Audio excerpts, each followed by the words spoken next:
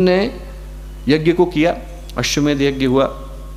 अश्वमेध यज्ञ जब समाप्त हुआ तो सब लोगों ने देखा कि एक नेवला, वो नेवला जो था आधा सोने का था आधा सामान्य था, आया जिस जगह पर यज्ञ किया गया था, यज्ञ कुंड उठाए जा रहे थे, उस जगह पर आकर वो यज्ञ कुंडों के अंदर लेटने लग गया। इस मिट्टी में लेटता, 10-12 कुंडों के अंदर लेटा और 10-12 कुंडों के अंदर लेटने के बाद बड़ा निराश होकर के उठा। निराश होकर के उठा तो भगवान कृष्ण को बड़ा आश्चर्य हुआ। उनने बुलाया, उनने कहा कि भाई नेवले क्या बात है। नेवला बोला कि साहब मैं बड़ी आशा के साथ यहाँ आया था, बड़ा निराश होके जा रहा हूँ। बोले क्यों? बोले आप जानना चाहेंगे मैं आधा सोने का हूँ और आधा सामान्य हूँ, ऐसा कैसे बना? बोले हाँ बताओ।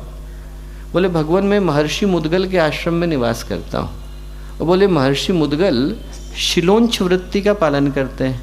हिंदी में एक शब्द आता है शिला, गेहूँ की जो बालियाँ अपने आप गिर जाती हैं शिला कहलाती हैं। तो जिनको किसी ने हमें दिया नहीं, हमने किसी से मांगा नहीं, हमने किसी से छीना नहीं, जो प्रकृति ने अपने आप गिरा के दे दी वो शिला है। ऐसी बालियों को मुद्गल इकट्ठा कर लिया करते थे। इकट्ठा करने के बाद उसके 3 हिस्से करते थे, एक अपने लिए रखते थे, एक को दान देते थे और एक अतिथि के सत्कार के लिए रखते थे। और ऐसे भोजन को वो हर 15वें दिन करते थे, पूर्णिमा को किया और अमावस्या को किया, बस। तो नेवला भगवान कृष्ण से बोला कि भगवान 15वें दिन वो भोजन करते थे और 15वें दिन भोजन करने को बैठे थे। इतनी देर में एक व्यक्ति कहीं से आ गया और जो व्यक्ति आया वो पूरे शरीर में उसके फोड़े पड़े हुए थे, फोड़ों में से मवाद निकल रहा था और खून बह रहा था और बदबू आ रही थी, नहाया नहीं था, बड़ी विद्रूप उसकी अवस्था थी, बड़ा बुरा सा लग रहा था। और बोले वो कई सारे ऋषियों के दरवाजे पर गया, उनकी कुटियों के सामने खड़ा हुआ और जहाँ गया वहाँ पर ऋषियों ने उसको दुत्कार करके भगाया, बोले इधर मत आ, दूर जा। और बोले जैसे ही वो महर्षि मुद्गल के सामने आया तो जो 15वें दिन में अपना भोजन करने को बैठे थे उन्हें अपनी थाली उठाई और उस व्यक्ति के सामने रखी, उसको भोजन कराया, उसको पानी पिलाया। पिलाने के बाद कुल्ला कराने को उठे और जब कुल्ला करा रहे थे तो उसकी आंखों से, उस व्यक्ति की आंखों से आंसू गिरे और बोला कि मानवता कहीं तो बची है साहब, इंसानियत कहीं तो है। और बोले उसकी आंखों से जो आंसू गिरे वो मेरी पीठ पे आके गिरे।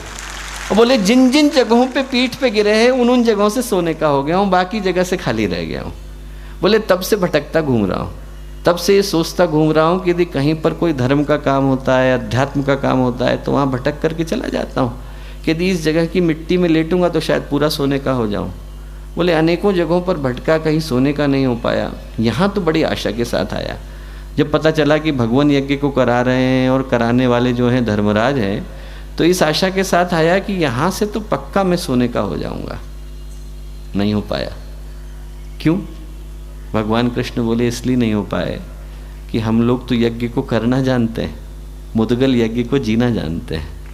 बोले जो इंसानियत को अपना लेता है और मानवता को अपना लेता है वो यज्ञ को जीने लग जाता है। दोस्तों वो भगवान कृष्ण जो हजारों वर्ष पहले कह करके गए वो आज की तारीख में भी उतना ही सत्य है। आज इस संसार को एक ही मंत्र की और एक ही यज्ञ की आवश्यकता है, मानवता की।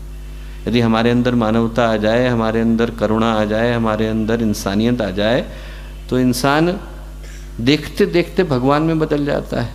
यदि हमारे अंदर के देवता को जगाना है, आप हाइड्रोजन ले लो, आप ऑक्सीजन ले लो, हाइड्रोजन अलग है, ऑक्सीजन अलग है, और दोनों को मिलाते हैं, दोनों के दोनों अपने आप में वोलेटाइल गैसेस हैं। हाइड्रोजन अलग, अकेली हाइड्रोजन को आप फोड़ोगे तो पूरे ब्रह्मांड को समाप्त करने की सामर्थ्य रखती। ऑक्सीजन से बचने के लिए तो हम लोग फायर स्टेशन बनाते हैं और दोनों को जोड़ दो तो क्या बन जाता है? पानी बन जाता है। वैसे ही इंसान है और भगवान से जुड़ जाता है तो देवता बन जाता है। इंसान इंसान नहीं रह जाता, भगवान भगवान नहीं रह जाता। और वो बनने के लिए जिस चीज़ की आवश्यकता है वो यही है कि हमारे अंदर की इंसानियत जाग जाए, हमारे अंदर की मानवता जाग जाती है तो इंसान के अंदर इतनी सामर्थ्य है कि वो पूरे विश्व को हिला पाने की ताकत रखता है। और भगवान वो परीक्षा लेने के लिए दिए। भगवान को आप समझना चाहो तो भगवान को आप कंट्रोलर ऑफ एग्जामिनेशन के रूप में समझ लो। आपको कंट्रोलर ऑफ एग्जामिनेशन रजिस्ट्रार जो होता है यूनिवर्सिटी का डिग्री देता है, पर देने से पहले क्या करता है? परीक्षा लेता है, मुफ्त में नहीं देता है। ऐसा नहीं है कि आप जाके खड़े हो जाओ और कहो कि साहब हमको दे दो, आप बैचलर की तो नहीं मिलेगी, आपको एग्ज़ाम देना पड़ेगा। वैसे ही भगवान जो है देता जरूर है पर देने से पहले परीक्षा लेता है। और क्या बन करके लेगा ये पता नहीं। हमारा जो प्रश्न पत्र है वो आउट है, बाहर घूम रहा है। आप बाहर निकलोगे आपके मानवता की परीक्षा हो जाएगी कि साहब आप बैठे थे और बातचीत चल रही थी, इंसानियत की बात चल रही थी, मानवता की आपकी परीक्षा हो जाएगी। कैसे? एकनाथ की परीक्षा दोस्तों भगवान ने गधा बन करके ली थी। एकनाथ ने वाराणसी से जल लिया लेकर के जा रहे थे कांवड़ियों के साथ कि जाएंगे इसको रामेश्वरम में चढ़ाएंगे। भगवान गधा बन करके लेट गए, जोर जोर से कराने लगे, सारे के सारे कांवड़िए छोड़ करके चले गए। एकनाथ ने अपना कलश का जल लिया और गधे के मुंह में डाल दिया। जितने लोग थे उन्हें सिर पकड़ा, बोले कि साहब ये आदमी पागल हो गया, गधे के मुंह में गंगा जल डाल रहा है।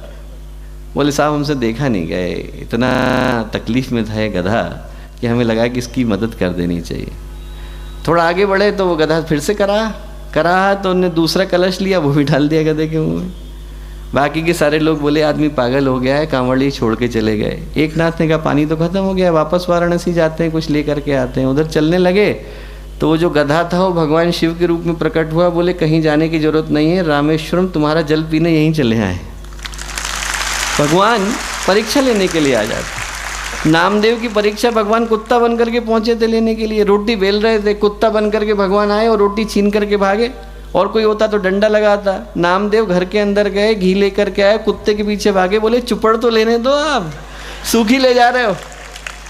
ये भाव हमारे अंदर आ जाता है दोस्तों, तो फिर व्यक्तित्व प्रबंधन का मूल मंत्र आ जाता है। व्यक्तित्व प्रबंधन का पहला मंत्र है कि व्यक्तित्व के केंद्र के अंदर जो हमें इंसानियत दी गई है। इंसान होने का लाभ ही तब है जब इंसानियत आए।